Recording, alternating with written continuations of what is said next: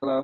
Today I'm going to explain my sustainable home in Santiago, Chile. I'm going to walk you through the design of my house, and I'm going to show you why I made everything the way it is to adapt to Santiago's unique environment. To start off with, real quick, I want to show you some of the surrounding areas. So this is the ocean. This is not actually, of course, like the scale of how the ocean would be. Obviously, it's a lot smaller. However, for today's purposes, this is what the ocean will look like. It's also a lot closer to the house than it would be otherwise, like in real life. But the distance between the ocean and Santiago in real life is just not realistic to portray in a Minecraft example. So that's why it's a little bit closer and a little bit smaller than it should be.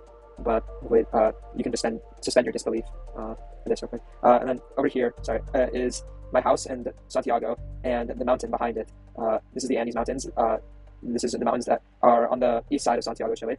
And this Chile is sort of in between the ocean and the mountains. And that's why I have my house placed in between these two. Obviously, like both the mountains and Chile are and the ocean are a little closer to Chile than they otherwise would be. But it's just sort of to show in Minecraft to make it easy to visualize. So to quickly go over the rest of the climate features in Santiago, the elevation roughly it varies between like different parts of the city, but the average elevation is 724 meters, which is not very high. It's not like right next to the sea level like Los Angeles elevation, say very low, and it's not like nearly as high as like some places like Flagstaff are. And so because also like Santiago's below the equator, so the seasons are flipped from how they are normally. Like typically Santiago in like the northern hemisphere, you'll have December, it will be like winter time, and January and February will all be like colder months, and like July, August, and June will all be the hotter months. In Santiago, it's the opposite of that. June, July, August are very cold, and January, February, and December are all hotter. And during the summer, Santiago can get up to like 28, 29 Celsius, which is pretty hot and pretty uncomfortable temperatures for like having no AC or something like, or like no energy sources to mitigate the weather. And during the winters, it can get around 10 Celsius, which is very cold. It can even drop to lows of 5 Celsius at night, which is uncomfortably cold. So Santiago is a seasonally dependent, the temperatures and weathers change a lot seasonally, which means that it can make it difficult to build a house that fits both like the cold and the hot weather, depending on the season. But it's not impossible, and that's sort of why I don't.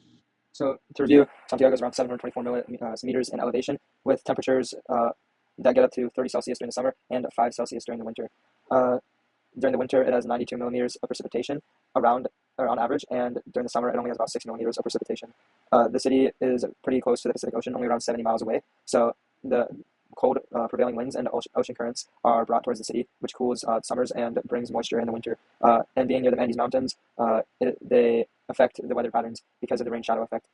This means that Santiago experiences seasonal shifts between wet and dry conditions and cold and hot conditions. So now I'll be showing why sort of my home is built in a certain way to adapt to those conditions. But before that, I also want to show the area around my home. This is village. It's sort of going to be like a placeholder for Santiago, the actual city.